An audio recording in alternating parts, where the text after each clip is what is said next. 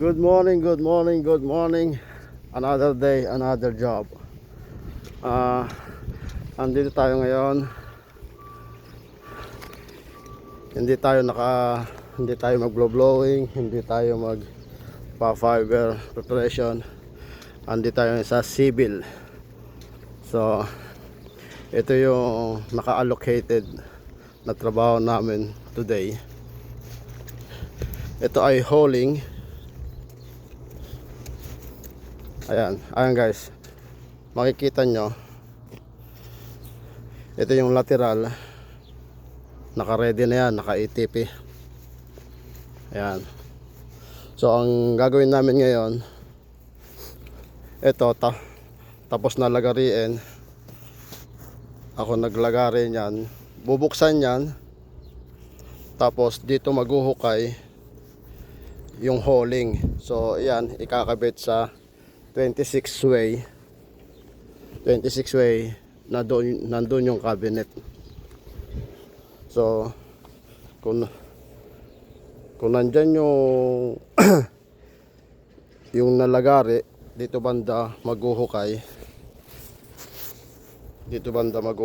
kasi yung way ng cabinet ay papunta doon.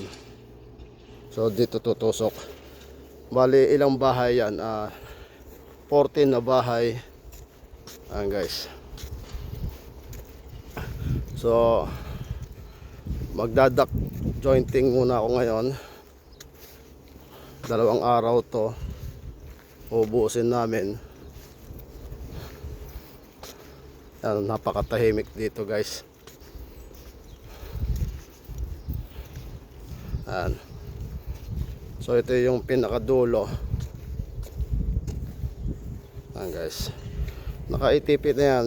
Nung isang araw pag ginawa to, lateral, nakaabang na lahat yan. Tapos uhukayin, joint.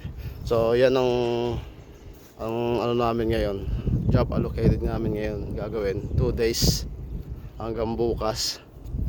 Tapos Friday, Saturday, i-blowing namin to ng anak ko, partner ko. So ayan guys, naka-schedule yan.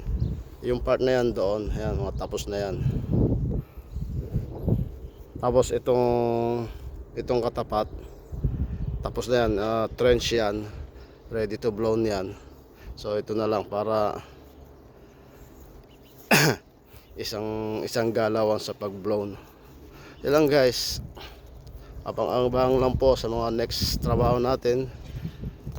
Bye bye. Yan pala yung anak ko. Hanggang this week na lang siya, kasi next week may pasok na siya.